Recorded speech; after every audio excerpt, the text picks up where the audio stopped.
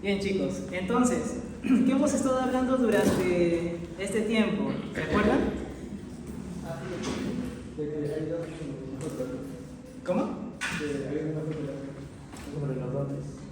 De los dones. Hemos estado hablando, claro, de los dones, pero lo más importante ha sido la unidad, ¿verdad? La unidad entre hermanos.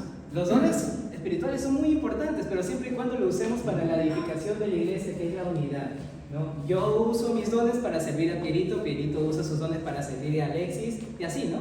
Cami lo usa para servir a Liz, y así. Fabián lo usa para servir a Thaís, y así, ¿no? Cada uno de nosotros usamos nuestros dones espirituales. Si todavía no lo sabes, está la clase también 301 para que puedas ver qué dones espirituales tienes y puedas ponerlos en práctica en algún ministerio que tengamos aquí en la iglesia, ya sea adolescentes, jóvenes, y cada uno de los ministerios que tenemos, ¿no? Eso hemos estado hablando, ¿no? Y el último pasaje que hemos estado hablando ha sido en 1 Corintios capítulo 14. ¿Puede ir un ratito a 1 Corintios capítulo 14 en el último versículo de lo que ya hemos estado hablando con esto? 1 Corintios capítulo 14. Ahorita les digo. Un momento. 1 Corintios capítulo 14.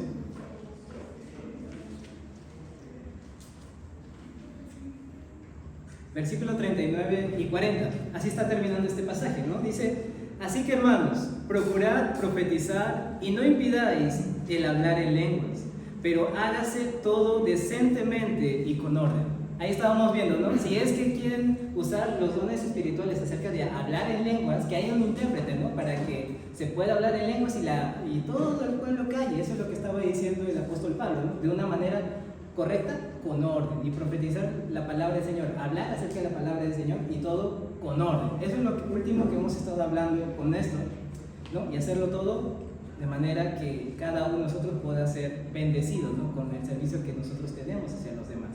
Eso ha estado hablando último el apóstol Pablo en el capítulo 14, ¿no? De la unidad. Pero el día de hoy, en 1 Corintios capítulo 15, hay una verdad fundamental de la fe cristiana que es atacada acerca de la resurrección.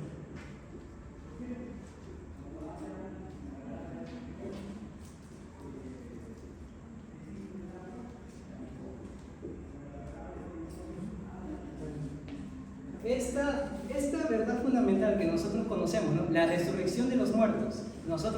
Nuestra base sólida en la fe cristiana es esto. Eso es un dogma que nosotros creemos firmemente en la palabra del Señor que nos los enseña.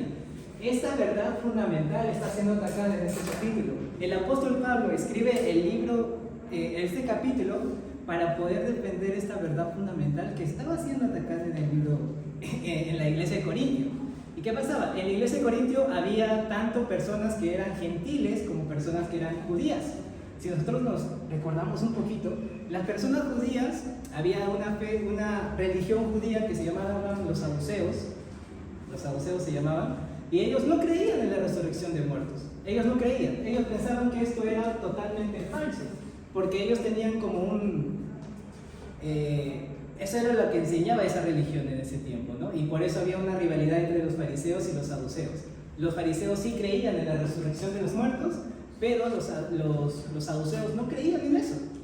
Entonces hay como que un pequeño, uno se pone a imaginar, ¿no? ¿Qué habrá pasado en la iglesia de Corintios? Entonces un judío de parte de los saduceos, que antes era de los saduceos, había inculcado esto acerca de decir que la resurrección de los muertos no existe. Eso es falso. Bueno, la Biblia no nos dice eso exactamente, pero sí nos dice, ¿no? Un poquito vamos al contexto de la iglesia de Corintios. Era una iglesia que estaba donde estaban los filósofos, ¿no? Donde estaban los filósofos, donde estaba Platón. Los filósofos como Platón. Y ellos lo que enseñaban era que había una enseñanza que se llamaba el dualismo. ¿El dualismo qué enseñaba? Enseñaba que, por ejemplo, tú estás en un cuerpo, ¿no? Ahorita aquí estamos, en un cuerpo. Y cuando nosotros vayamos a fallecer, ese cuerpo ya es totalmente destruido. Ya no está este cuerpo, solo queda el alma. Y decían que cuando tú pasas de vida a muerte, tú eres liberado, tu cuerpo ya no está, y ellos lo veían como que el cuerpo es una prisión, es una cárcel para tu alma. Y cuando tú verdaderamente mueres, tu alma es libre. Eso es lo que ellos veían. Y para ellos era imposible que pase esto de la resurrección de los muertos, porque era como que tú estás muerto, perdón, tú estás vivo, y pasa la muerte, tu alma está libre, pero de nuevo en la resurrección de los muertos tu cuerpo recién sigue libre, ¿no? Antes estabas libre en tu alma, pero después, cuando estás en tu cuerpo de carne y hueso, vuelves a la prisión, ¿no? Antes estabas totalmente libre de esta prisión de tu cuerpo, pero ahora regresas a esta prisión. Eso es lo que ellos pensaban.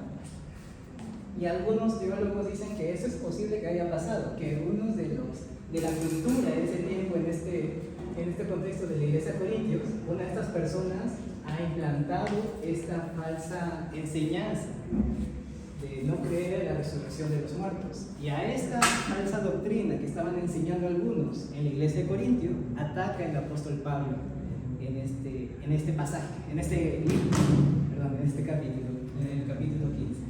Así que vayamos a leer.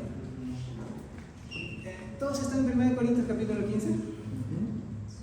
Ya.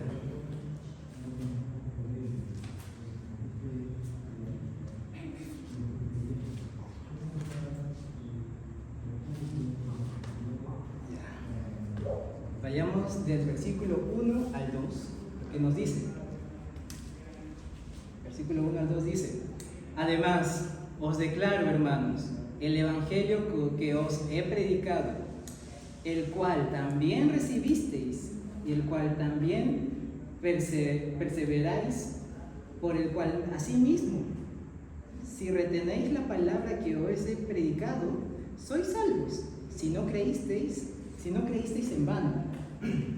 Lo que nos está diciendo acá, ¿no?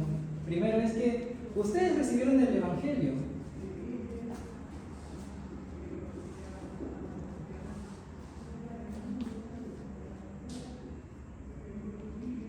Yo les prediqué el evangelio, eso es lo que está diciendo el apóstol Pablo. Yo les he predicado, hermanos, el evangelio que yo les he dado, y ustedes han perseverado en la fe.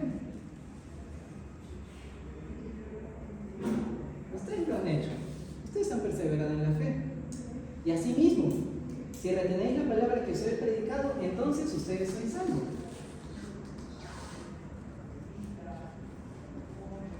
¿No? Eso es lo que nos está diciendo el apóstol Pablo.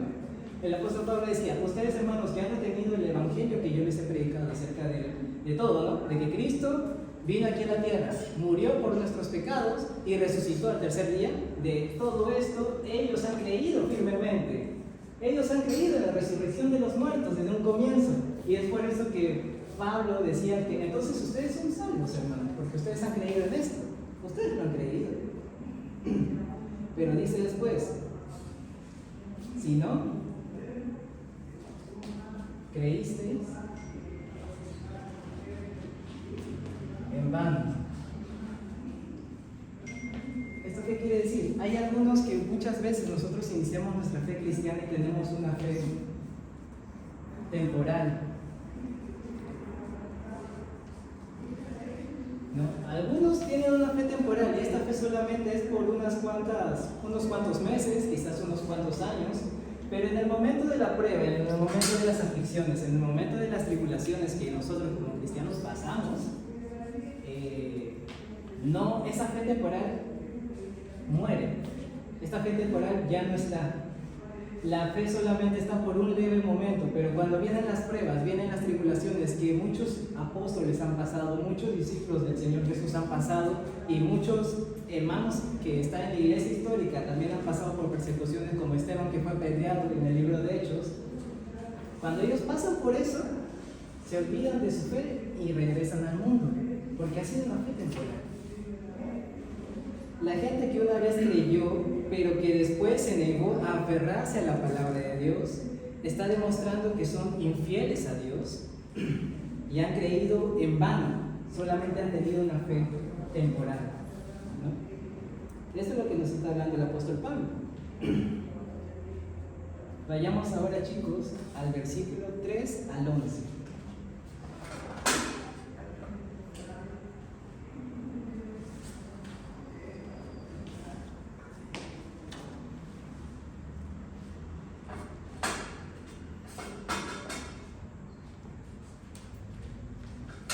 del versículo 3 al 11.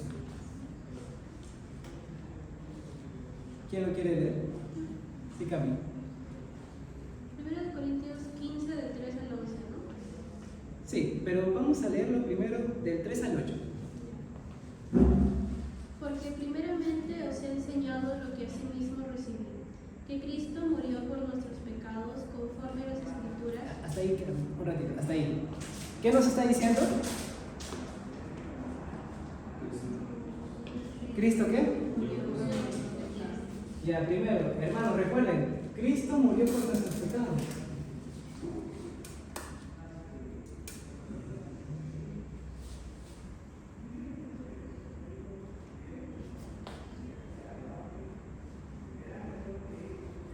¿Qué más? Sigue, Camilo. Y que fue sepultado y que resucitó al tercer día conforme a las Escrituras. Ya está ahí. ¿Qué más pasó? Fue sepultado. Fue sepultado primeramente y resucitó. ¿Después qué dice Camilo? Y que apareció a Cefas y después a los 12. Y después apareció a más de 500 hermanos a la vez, de los cuales muchos viven aún y otros ya duermen. Después apareció a Jacobo, después a todos los apóstoles, y al último de todos, como un abortivo, me apareció a mí. Hasta ahí, Camilo, gracias. Primero nos dice que se apareció a Cefas, ¿no? ¿Quién era Cefas? Pedro. Primero me aparecía Pedro. Resucitado. El Señor Jesús se apareció a Pedro de manera resucitada, ya con su cuerpo, ya después de que él había muerto por nuestros pecados, después de ser sepultado y después de ser resucitado. El primer testigo ocular fue Pedro. Bueno, así inicia este pasaje, ¿no? ¿Y se acuerdan quién era Pedro? ¿Se acuerdan antes del libro de Hechos, antes de que el Señor ascienda a los cielos? Pedro metía la pata muchas veces, ¿verdad? Se equivocaba, era una persona débil, no tenía mucha confianza. A veces lo último que hizo fue negar al Señor Jesús 3 veces, se avergonzó del Señor Jesús, no quería como que decir, sí, Él es mi maestro, ¿no? En ese tiempo donde Él estaba siendo afligido por el látigo de los romanos, no quería meterse en ese momento. También su fe también era muy, a veces tambaleaba su fe cuando el Señor Jesús le decía, ¿no? Ven Pedro, camina sobre el agua así como yo estoy, ven hacia mí. Y Pedro caminó un poco, pero se cayó, ¿no? Pedro era una persona no tan, digamos, una persona no madura en la fe todavía. Pasaba por muchas luchas y muchas pruebas en su vida, pero al final, cuando él vio a Cristo resucitado, él cambió completamente. En el libro de Hechos nosotros vemos un Pedro totalmente diferente al Pedro que está en los primeros evangelios, ¿no? Totalmente diferente. Es un Pedro que te dice las verdades en tu cara. Es un Pedro que de frente va hacia las autoridades y les dice, hermanos, ustedes vean si es verdaderamente bueno que yo les obedezca a ustedes en lugar de que obedezca a Dios. Porque los fariseos le decían, deja de predicar de Cristo, deja de hablar acerca de ello. Y ellos decían, hermanos, verdaderamente, vean si es que de verdad es bueno que yo los obedezca a ustedes en lugar de obedecer a Dios. Y después le dice, después le dicen ellos, los fariseos, los religiosos de esa época, que mataron al Señor Jesús, lo sepultaron y todo, lo llevaron a la cruz de Calvario y dijeron, ¿en qué nombre haces estos milagros? ¿En qué nombre haces todo esto? Y él le decía, hacemos todo esto en el nombre de Cristo Jesús, que ustedes mataron. ¿No? Aquí Pedro se levanta de una manera muy diferente al Pedro anterior, ¿no? El Pedro anterior que teníamos en los primeros evangelios era totalmente distinto al Pedro que vemos en el libro de Hechos, porque recibieron poder de parte del Señor y él vio al Señor Jesús resucitado, lo vio en sus ojos. Y también Jacobo, ¿se acuerdan de Jacobo? Jacobo era el medio hermano del Señor Jesús. ¿Ustedes se imaginan ver a su medio hermano, un hermano ya menor, ¿no? El Señor Jesús era menor, a Jacobo y verlo, ¿no? Ustedes han visto lo que tienen hermanos, quizás entiendan un poquito más, yo no tengo hermanos, Pero si ustedes se dan cuenta en la vida de Jacobo, él había visto al Señor Jesús desde pequeño, pues, porque eran hermanos. Lo veían en su casa, lo veían con sus padres, con su familia, eran hermanos. Y siempre ha estado con él, ¿no? Su hermano Jacobo. Pero ahora que lo han visto resucitado, también hubo un cambio en Jacobo. Lo vio resucitado al Señor Jesús, también nos dice la palabra. También hubo un cambio en Jacobo. Y después dice que también vio a un grupo de 500 cristianos, ¿no? un grupo de 500 creyentes aproximado. Si un grupo de 500 creyentes vio al Señor Jesús resucitado, no creo que ellos estén locos, ¿no? Para decir que hemos visto con nuestros ojos al Señor Jesús resucitado. No creo que eso sea ¿verdad chicos? Si son 500 personas que han dicho que han visto al Señor Jesús resucitado, entonces eso es un testimonio que testifica verdaderamente que el Señor Jesús resucitó. Todo esto son testimonios que verdaderamente nos acreditan que el Señor Jesús resucitó. Y de todo esto que les estoy hablando, les estaba predicando el apóstol Pablo al pueblo de la iglesia de Corinto. A ver, vamos a seguir leyendo el verso 7. Dice: después apareció a Jacobo, a todos los apóstoles y al último de todos, como un abortivo. Me apareció a mí, porque yo soy el más pequeño de los apóstoles, que no soy digno de ser llamado apóstol, porque perseguía a la iglesia de Dios. Pablo perseguía a la iglesia de Dios. Pablo perseguía a la iglesia de Dios. Y una vez, en camino a Damasco, Pablo se encuentra con el Señor Jesús. Y el Señor Jesús le dice: Pablo, Pablo, ¿por qué me persigues? Porque verdaderamente, si tú persigues a la iglesia, me estás persiguiendo a mí, que es verdaderamente mi iglesia, ¿no? Me estás persiguiendo a mí. Dura cosa es que tú vayas contra el aguijón, como decir que tú patees a un aguijón bien filudo. Pablo estaba pateando un aguijón bien filudo y él mismo se estaba dañando, ¿no? En lugar de dañar la iglesia, él mismo se estaba dañando al ir en contra de Cristo. Él mataba a cristianos, él encarcelaba a cristianos. Pero él también, al ver al Señor Jesús resucitado, hubo un cambio en su vida. Él dejó a un lado todos esos rudimentos de ser fariseo y se entregó por completo al Señor Jesús. Y ahora tenemos en nuestras Biblias varios libros, varios evangelios escritos por el apóstol Pablo, ¿no? Todos ellos dan testimonio de que el Señor Jesús verdaderamente resucitó. Y de eso está hablando Pablo en estos pasajes.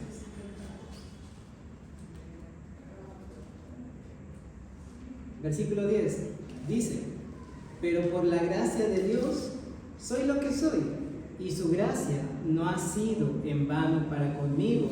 Antes he trabajado más que todos ellos, pero no yo, sino la gracia de Dios conmigo. Porque o sea yo, o sea ellos, así predicamos y así habéis creído. Cada uno de nosotros en Corintio, todos ellos escucharon estas prédicas de Pablo. No es que ellos no sabían de la resurrección de Cristo, ellos sabían todo esto. Cristo murió por mis pecados, fue sepultado, Él resucitó. Y no solamente eso, sino también que hay testigos oculares que dan fe de que Cristo resucitó. Y a pesar de todo eso, ellos no creen en la resurrección de los muertos. Hay algunas personas que les ha inducido esa falsa fe, esa falsa enseñanza, y ellos, muchos están dudando de la resurrección de los muertos. Muchos están temblando su fe con respecto a esto. ¿Por qué? Ahí lo vamos a ver. Vamos a ver por qué se está pasando esto. Vayamos un momento, por favor, a Lucas, capítulo 24.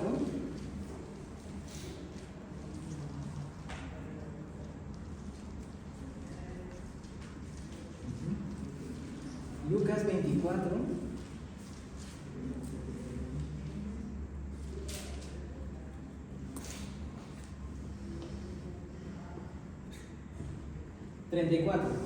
Dice que decían: ha resucitado el Señor verdaderamente y ha aparecido a Simón. Y entonces ellos contaban todas las cosas que les habían acontecido en el camino y cómo le habían reconocido a partir el paz. No, esta es una parte de lo que había visto Pedro en cuanto a su resurrección, a la resurrección del Señor Jesús. Uno de los pequeños pasajes, ¿no? Porque para ver cada uno de los pasajes es un poquito más complicado. Pero ese es un pequeño pasaje que habla acerca de la resurrección que vio Pedro, ¿no? De manera ocular.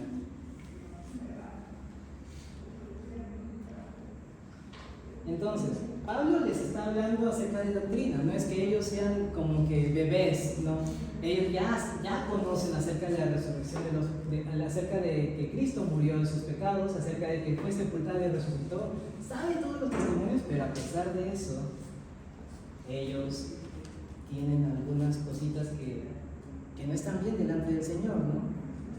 Están teniendo dudas en su fe. Vamos a seguir con el siguiente pasaje. Versículo 12 dice: pero si se predica de Cristo, que resucitó de los muertos, ya he predicado, les he dicho, hermanos, que Cristo murió por nuestros pecados, ha sido sepultado y resucitó al tercer día, les he dado todos los testimonios, pero ustedes me están diciendo, pero si se predica de Cristo, que resucitó de los muertos, ¿cómo dicen algunos entre vosotros que no hay resurrección de muertos? ¿Cómo es posible que después de que yo les haya dicho todo esto, estén dudando de su fe? Pero ahora Pablo va a decir acerca de esto. Si es que ustedes dicen verdaderamente que no hay una resurrección de muertos, que no hay resurrección de muertos,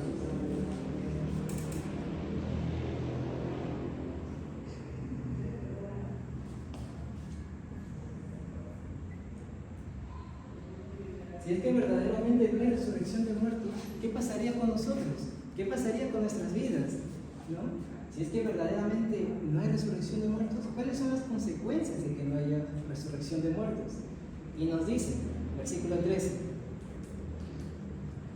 del 13 al 16, al 17, ¿quién lo puede ver, por favor? Ya. Te voy a decir con pausa, así como Carlos, pero ahí me sigue. Porque si no hay resurrección de muertos, tampoco Cristo resucitó. Ya, está bien. Si no hay resurrección de muertos, ¿qué pasa, chicos? Cristo no resucitó. Cristo no resucitó.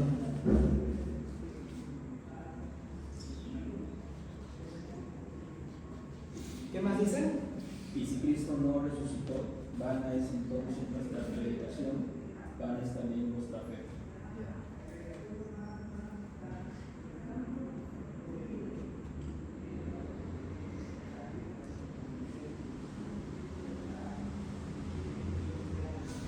Chicos, cuando nosotros nos vamos a evangelizar, ¿de qué hablamos? ¿De qué? De la resurrección de Cristo. Si Cristo no resucitó, ¿de qué vamos a predicar? No vamos a predicar de nada. No sé, cositas motivacionales, como hacen algunas falsas iglesias, que nunca meten al Señor Jesús en sus predicaciones, ¿no? Vana sería nuestra predicación si es que verdaderamente Cristo nunca resucitó. También vana sería nuestra fe si es que Cristo verdaderamente nunca resucitó. De nada me serviría creer en Cristo como mi Salvador si Él no resucitó. De nada me serviría. ¿Qué más dice Alexander? Y somos hallados falsos testigos de Dios, porque hemos testificado de Dios que Él resucitó a Cristo, al cual no resucitó, si en verdad los muertos no resucitan. Entonces también somos falsos testigos, somos mentirosos. Si es que hemos dicho que hemos visto al Señor Jesús resucitado y verdaderamente Él no resucitó, entonces nosotros seríamos falsos testigos de ello también. Seríamos mentirosos por decir eso. ¿Qué más dice? Porque si los muertos no resucitan, tampoco Cristo resucitó. ¿Qué más? Y si Cristo no resucitó, vuestra fe es vana, aún estáis en vuestros pecados. Al final, seguimos.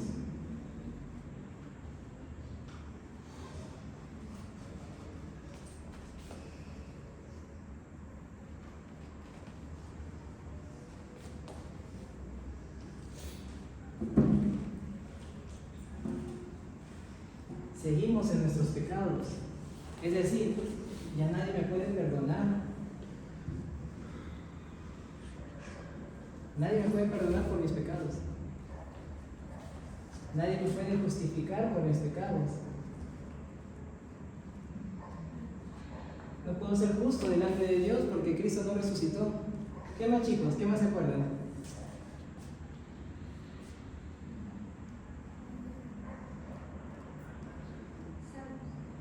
Ya no seríamos salvos. ¿Qué más? Si Cristo no resucitara, no hubiera vencido el pecado y la maldad. Exacto. No hubiese vencido. Seguíamos con el pecado, seguíamos totalmente perdidos. ¿Qué más? Estaríamos muertos. Muertos en nuestros delitos y pecados. Exacto, ¿no? La divinidad de Cristo estaría totalmente en duda, ¿no? No seríamos hijos tampoco, no seríamos adoptados.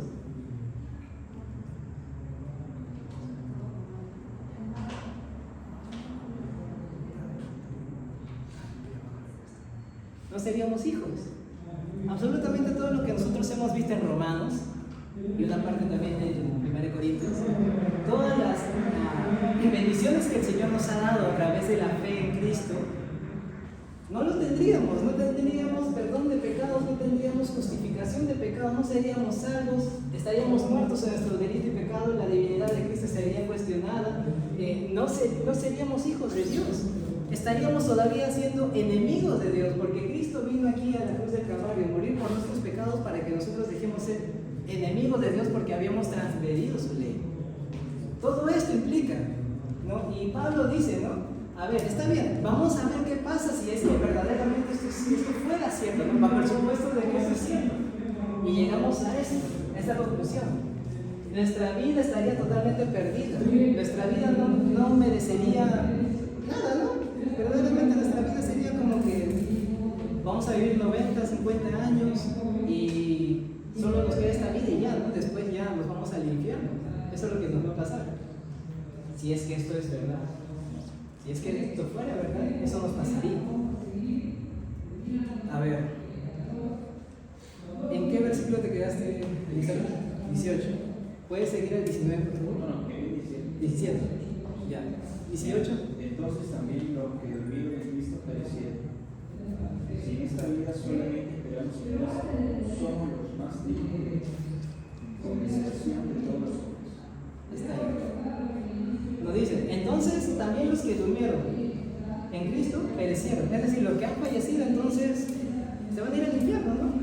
Están ya en el infierno porque han muerto y Cristo verdaderamente nunca resucitó. Entonces no tienen un Salvador, no tienen a quién acudir y sus pecados, nadie los va a salvar de sus pecados si no puede ser por Cristo. Entonces se van a ir al infierno también ellos. No hay esperanza en ellos. Después nos dice versículo 19, si en esta vida solamente esperamos en Cristo, bajo esta suposición, bajo este supuesto que no hay resurrección de muertos, entonces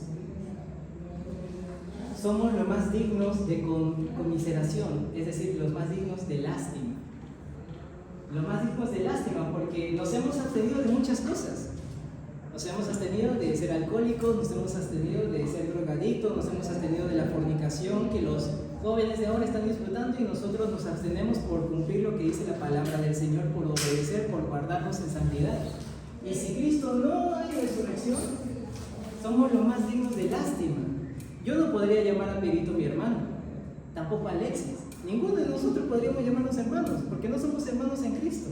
Seremos amigos, causas, pero no seríamos hermanos en la fe, ninguno de nosotros.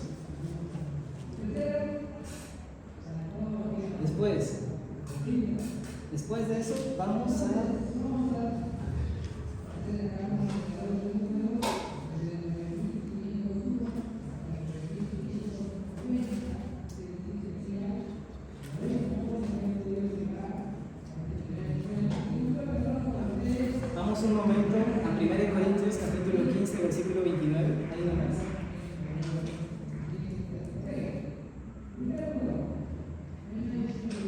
¿Quién lo quiere leer? Yo puedo leer 1 Corintios 15, versículo 29. De otro modo, ¿quedan los que se bautizan por los muertos si en ninguna manera los muertos resucitan? ¿Por qué pues se bautizan por los muertos? Hasta ahí. Gracias, señor Leandro. Entonces nos dice, nosotros si nos acordamos acerca del bautizo, ¿qué es el bautizo, chicos? Nosotros cuando hacemos este acto, que es un sacramento, perdón, una ordenanza en nuestra iglesia, es una ordenanza, entonces nosotros, cuando nosotros nos bautizamos, pasamos de muerte a vida. Pero antes, el viejo Diego muere en el bautizo, porque yo antes viví una vida totalmente alejada de Dios, pero cuando soy levantado, ahora vivo una vida con Cristo, ¿no? Y eso ha sido porque Él ha sido resucitado. Pero ¿de qué me sirve que yo me bautice en el nombre de Cristo si es que no hay resurrección de muertos? De nada me sirve. De nada serviría el bautizo. De nada serviría esta ordenanza que el Señor nos ha mandado a cada uno de nosotros. De nada. ¿De qué sirve que yo me bautice por un muerto que ni siquiera ha resucitado? De nada. ¿No? Eso es lo que está diciendo Pablo, ¿no? Bajo el supuesto de que ustedes tienen la razón, supongamos que ustedes tienen la razón. Entonces, miren todo lo que está pasando en nuestras vidas. Nuestra vida es totalmente lamentable sin la resurrección de Cristo. Es por eso que es una verdad fundamental para nosotros. Así como quizás, no solamente quizás también podemos hablar de la doctrina de la Trinidad, pueden haber muchas doctrinas, ¿no? Pero en este caso él está tocando la doctrina de la resurrección de los muertos, que implica mucho para nuestras vidas.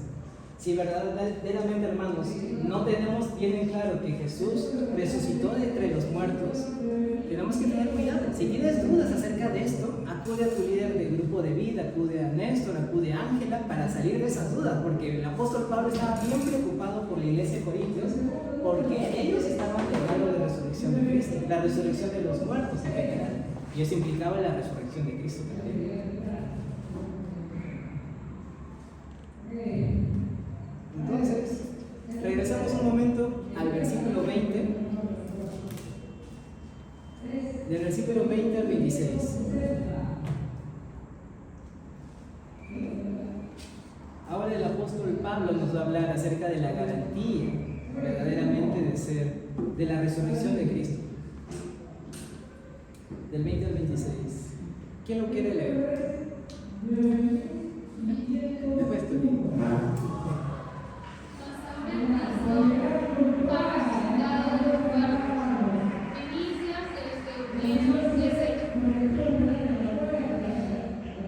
Hasta el 26.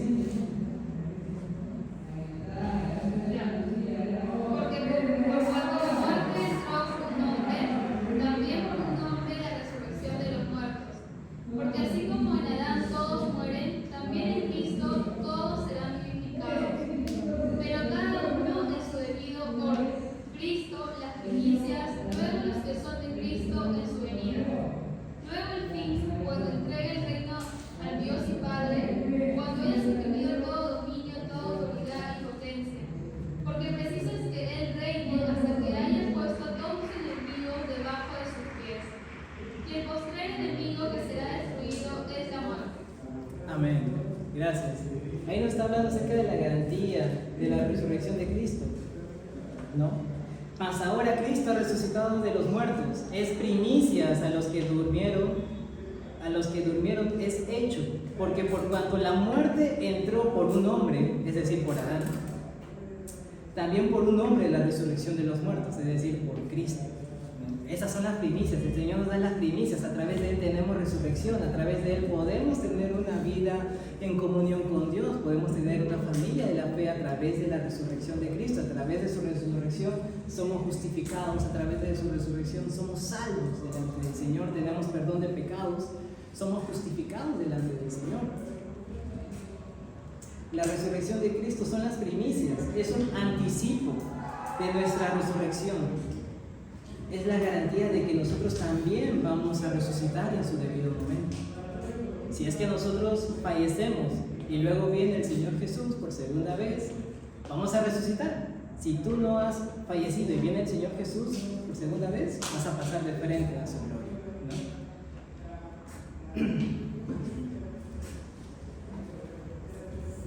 ¿no? versículo 25, un momento quiero verlo. A ver, nos dice, porque preciso es que Él reine hasta que haya puesto a todos sus enemigos debajo de sus pies. Chicos, nosotros antes éramos enemigos de Dios, ¿verdad? Porque habíamos desobedecido su palabra.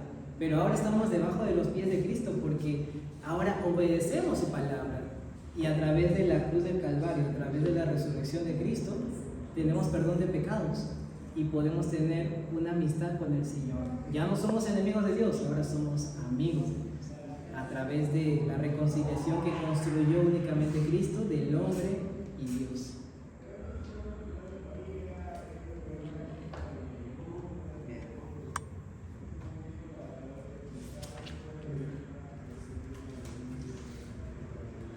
Entonces Pablo aquí está primero diciendo, ¿no? Primeramente yo voy a hablar acerca de las cosas que implican que no haya resurrección en nuestras vidas, ¿no? Si verdaderamente Cristo nunca resucitó, entonces todo eso implica, Cristo no resucitó, vana es mi predicación, vana es mi fe, somos falsos testigos, somos mentirosos delante de los hombres y ahora únicamente estamos siendo esclavizados por nuestros pecados.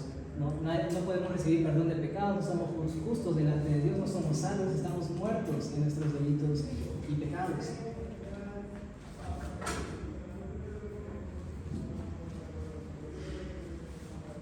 Ahora quiero que vayamos al versículo 35.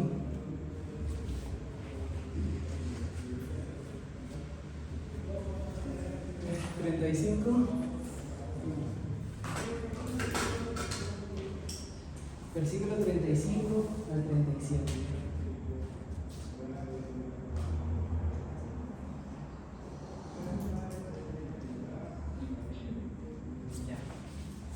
¿Quién lo quiere leer? Sí, ya. Del 35 al 37. ¿Qué dice?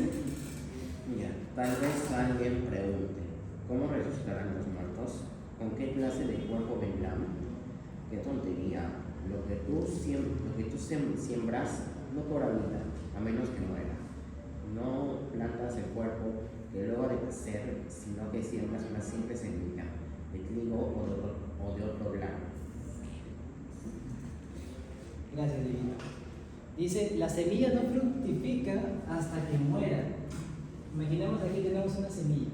La semilla no puede dar raíces, la semilla no puede dar raíces hasta que muera, ¿no? Hasta que sea partida, hasta que sea cortada a través de una raíz. Y es así nosotros también. De la misma manera, nuestro cuerpo es la semilla. Cuando nosotros vayamos a morir, todo este cuerpo de pecado que nosotros tenemos, este cuerpo que únicamente nos lleva hacia hacer pecado en nuestras vidas, somos tentados por este cuerpo de pecado, no podemos llegar a ser santos totalmente, no estamos en una lucha constante. A través de la muerte de nuestro cuerpo, esto genera un árbol y es fructificado a través de la resurrección de nuestro cuerpo. Y ahora, antes vivíamos una vida donde éramos tentados, pero ahora vivimos una vida de completa santidad. Nuestro cuerpo ya regenerado no puede ser tentado. Nuestro cuerpo regenerado únicamente busca hacer la gloria del Señor, busca hacer la voluntad del Señor. Eso es lo que nos está diciendo, versículo 35. Versículo 36. Necio, lo que tú siembras no se vivifica si no muere antes. Primeramente muere mi cuerpo para ello. Y para una explicación un poquito más detallada, el versículo 42 nos dice, así también es la resurrección de los muertos. Se siembra en corrupción, resucitará en incorrupción. Primeramente nosotros tenemos un cuerpo corrompido. Pero cuando nosotros pasamos a la resurrección de los muertos, hay incorrupción. ¿Qué quiere decir esto? Nuestro cuerpo natural, nuestro cuerpo normalmente es débil. Si yo me pongo a jugar partido todo el día siguiente voy a estar matado. Pero en un cuerpo incorruptible es un cuerpo fuerte.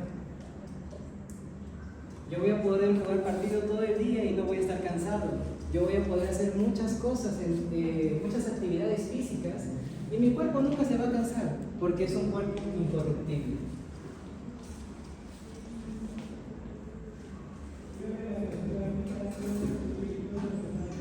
Después dice, se siembra en deshonra y resucitará en gloria.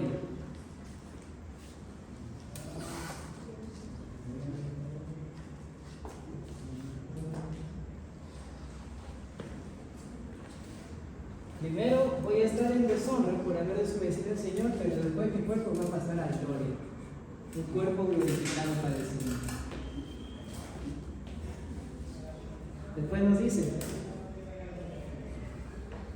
se siembra en debilidad y resucitará en poder.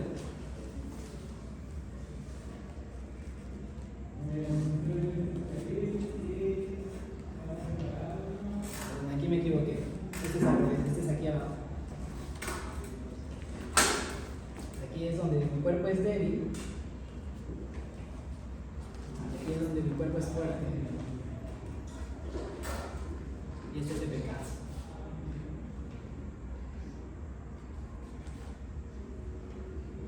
Así es, perdón, me había equivocado por los nombrecitos.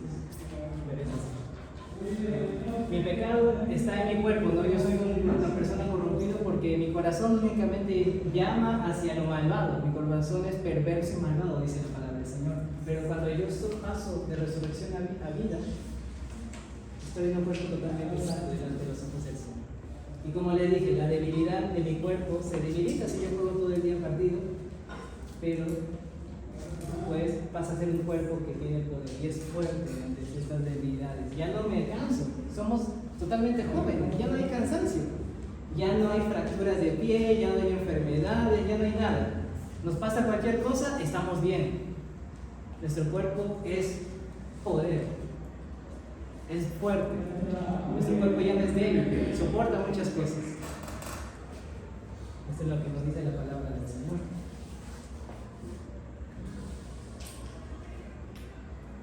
Y cuando nos dice un cuerpo animal, quiere decir un cuerpo natural. ¿Hay ahí una traducción en la Reina Valera? Porque el mío dice cuerpo animal, pero es un cuerpo natural. Cuerpo divino. Y el otro es un cuerpo espiritual.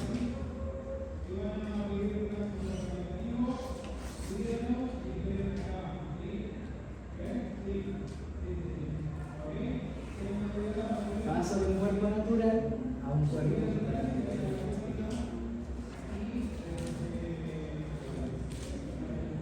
¿Cuánto tiempo tengo, Perito?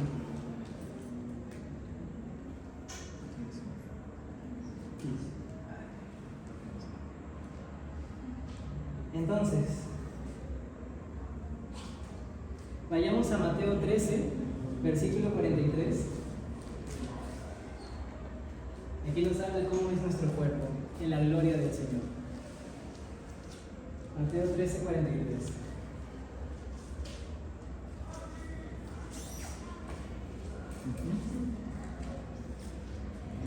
Sí. Mateo 13:43. Entonces los justos resplandecerán como el sol en el reino de su Padre. El que tiene oídos para oír, oiga.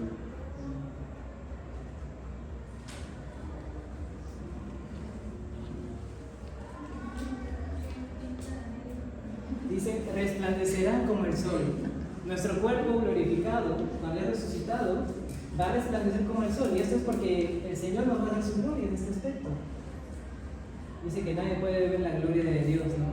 Si es que está vivo, pero nosotros ya no vamos a estar vivos, vamos a estar totalmente resucitados. Entonces dice que vamos a resplandecer como el sol nuestro cuerpo. Si ni siquiera a mí me cuesta ver el sol, imagínense tú, cuando yo veo el cuerpo de Pierito, de Alexis, de Adriano, así ni lo voy a poder ver. Yo soy un sol, tú eres un sol y somos dos soles. Pero es así, el Señor de esta manera tan maravillosa nos ha creado absolutamente todas estas cosas, ¿no? Esto es lo que nos dice la palabra del Señor y es sorprendente. De esa manera va a ser nuestro cuerpo resucitado.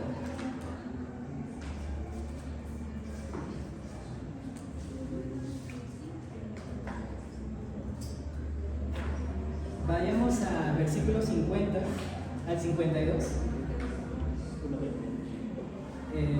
de 1 Corintios 15.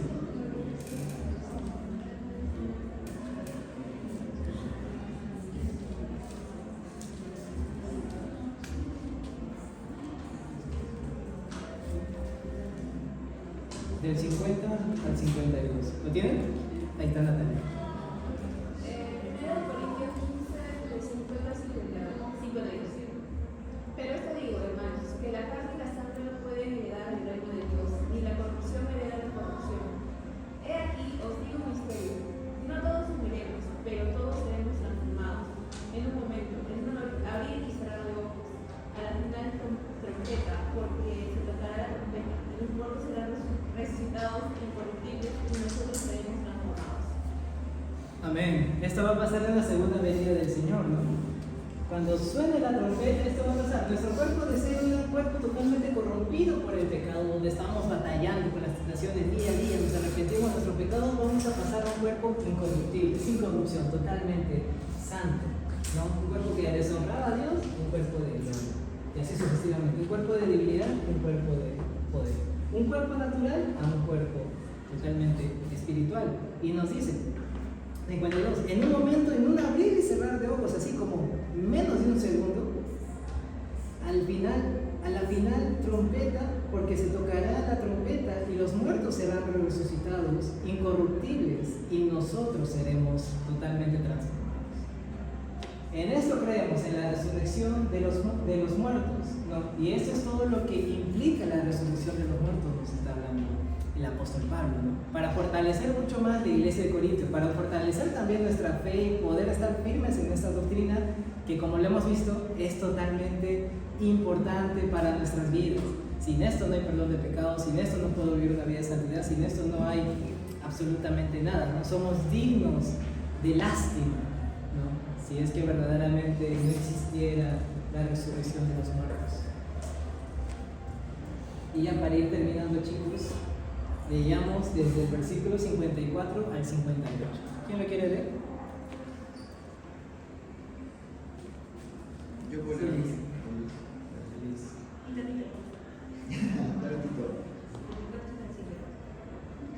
Y cuando esto corruptible se haya vestido de incorrupción y esto mortal se haya vestido de inmortalidad, entonces se cumplirá la palabra que está escrita: sorbida es la muerte en victoria. ¿Dónde está, oh muerte, tu aguijón? ¿Dónde, oh sepulcro, tu victoria? Hasta ahí, Liz, un ratito de pausa. Pónganse a imaginar, chicos. Por ejemplo, yo me pongo a imaginar. Imaginemos que yo fallezco después de unos años, quizás antes, y yo me levanto en la resurrección de los muertos y veo mi tumba vacía porque yo ya estoy resucitado. Imagínense estar en ese plano, ¿no? Imagínense verdaderamente abrir los ojos y ver que ya no está la muerte en mi vida. Y decir estas palabras, ¿no? ¿Dónde está, oh muerte, tu aguijón? ¿Dónde, oh sepulcro, tu victoria? ¿Dónde está? ¿No? Porque el Señor totalmente tuvo triunfo contra la muerte en nuestras vidas. Hubo resurrección en nuestras vidas únicamente a través de la cruz del Calvario, únicamente a través de nuestra fe en Cristo Jesús. Tenemos resurrección de muertos. Somos resucitados a través de nuestra fe en Cristo Jesús. Y esto no lo tienen las personas, esto no lo tiene un ingeniero, licenciado, un doctor, una persona que sea doctorado, PhD. Tengo una casa lujosa, pero nunca han tenido a Cristo en su vida. De nada les sirve tener estas cosas si no tiene a Cristo verdaderamente como su Salvador. De nada te sirve eso.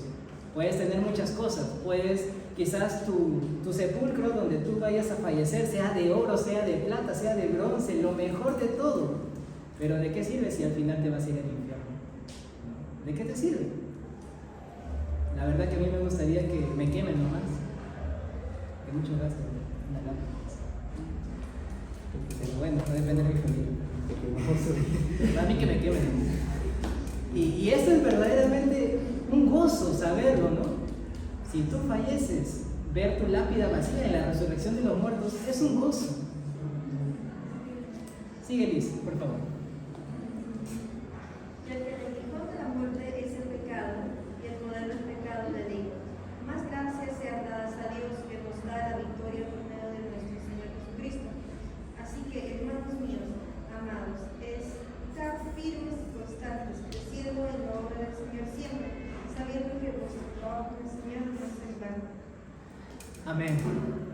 ángeles. Chicos, lo último. Así que hermanos míos, amados, estad firmes, constantes, creciendo en la obra del Señor siempre. Chicos, estemos constantes en la obra del Señor, estemos firmes en la fe, estemos orando, estemos haciendo nuestro devocional, estemos trabajando en nuestras vidas con nuestros líderes, con el pastor, con los diáconos, estando llevando algún estudio bíblico. No te quedes en únicamente haber recibido la salvación. Persevera en la fe, perseveremos en la fe. Escudriña la palabra de Dios, que eso sea tu delicia, así como dice el Salmos 1, ¿no? Aquel hombre es que se deleita de la ley de Dios de día y de noche. De día y de noche hay que meditar en la palabra de Dios. De día y de noche. Justamente le preguntaban a un pastor que se llama Paul Washer: pastor, ¿qué es de día y de noche? Es simple, de día y de noche. Todo el día meditar en la palabra del Señor, meditar en el pasaje bíblico que tú estuviste haciendo. Meditemos y seamos constantes. Si no estás sirviendo actualmente en la iglesia, mira la forma de servir, ve en qué ministerio puedes estar sirviendo. Fíjate verdaderamente en qué, gracias, en qué puedes servir para que seas útil a la iglesia, como hemos estado hablando, que tenemos que estar en unidad para poder ser de bendición para nuestros hermanos con nuestros dones espirituales. Si verdaderamente eres cristiano, tienes un don y hay que usarlo. Después nos dice: creciendo en la obra del Señor siempre, sabiendo que vuestro trabajo en el Señor no es en vano. Joven, no es en vano que tú estés sirviendo en el Señor, no es en vano que tú estés sirviendo en el kiosco misionero, no es en vano que tú estés sirviendo como mujer, no es en vano que tú estés sirviendo en los niños, en los más pequeños, no es en vano que estés sirviendo en los adolescentes, en los jóvenes, en donde quiera que el Señor te ponga. No es en vano tu servicio, chicos. Si es que alguien no te felicita, no lo tomes a mal. Si es que tú estás haciendo la voluntad del Señor, si es que tú estás verdaderamente sirviendo de corazón, amén, gracias al Señor por eso. Y únicamente para que Dios te vea, no para que el pastor, no para que el diácono, no para que el líder te vea sirviendo, no, para que Dios te vea. Únicamente lo hacemos para obedecer a Dios, no es para obedecer a los líderes, no es para obedecer a otra autoridad de la iglesia, no, es únicamente para obedecer al Señor. Entonces, después de haber visto todo esto, nosotros podemos llegar a la conclusión de que verdaderamente, si es que hay una mala doctrina en la iglesia, tenemos que defenderla también. No tenemos que quedarnos callados. El último pasaje, chicos, para leer.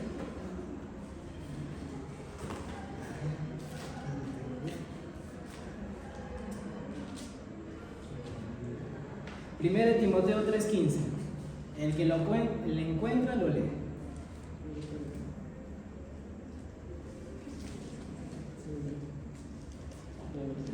Ya ver, Alexis. La próxima. Primera de Timoteo 3:15. Sí. Y que desde la niñez has sabido las Sagradas Escrituras, las cuales te pueden hacer sabio para la salvación por la fe de Cristo Jesús. ¿Lo puedes volver a...? Primera de Timoteo 3:15. Y que desde la niñez has sabido las Sagradas Escrituras, las cuales te pueden hacer sabio para la salvación por la fe que es en Cristo Jesús. Amén. Si es que ahora conocemos la Escritura, ¿no es? Ahí me están mintiendo. 3:15. Sí, ya decía, ¿ya qué hora? Ya, a ver. Primera de Timoteo 3:15. Ahí está, ahora sí. Para que si tardo sepas cómo debes conducirte en la casa de Dios, Ahí está. que es la iglesia del Dios viviente, columna y baluarte de la verdad. Ahí está, esa es la iglesia. Primera Ya. De nuevo, perdón. Una vez más. Más fuerte. Primera de Timoteo 3:15. Para que si tardo sepas cómo debes conducirte en la casa de Dios, que es la iglesia del Dios viviente, columna y baluarte de la verdad. Ahí está, eso quería decir. Columna y baluarte de verdad de nuestra iglesia. Así que si viene una falsa doctrina que nos diga que no existe la resurrección de los muertos, nosotros tenemos que defender lo que nosotros creemos. en la fe cristiana, como un dogma, que verdaderamente es que nosotros creemos firmemente en la resurrección de los muertos, porque ya hemos visto que implica que no exista esta doctrina, ¿no? Si es que no existe la resurrección de los muertos, ya hemos visto ya que implica eso. Y así también con las demás doctrinas, la doctrina de la Trinidad y así sucesivamente, la divinidad de Cristo, y así. Tenemos que defenderlo, por eso tenemos que estudiar nuestras Biblias. Bien, chicos, oramos y los anuncios. Amado Señor, te agradecemos, Padre Celestial, por tu prédica, Señor, por tu palabra que tú nos has dado el día de hoy, Padre Celestial. Te pedimos, Señor, que tú nos estés guiando, Padre, y tú nos ayudes, Señor, a verdaderamente ver en nuestras vidas si es que tenemos dudas, Señor, en cualquier otra, quizás, doctrina que tengamos, que conozcamos, Señor. Ayúdanos, Señor, a que todas nuestras dudas se disipen, Padre Celestial. Ayúdanos a ser firmes en lo que dice tu palabra. Ayúdanos verdaderamente a poder buscar tu voluntad, Señor, no la nuestra, sino la tuya, Padre Celestial. Ayúdanos a defender tu casa, Señor, que es lo más preciado que tenemos, Padre Celestial. Defender a tu novia, Padre. Ayúdanos a hacerlo, Señor. Ayúdanos a ser jóvenes que quieran servirte a ti de manera constante todos los días de su vida.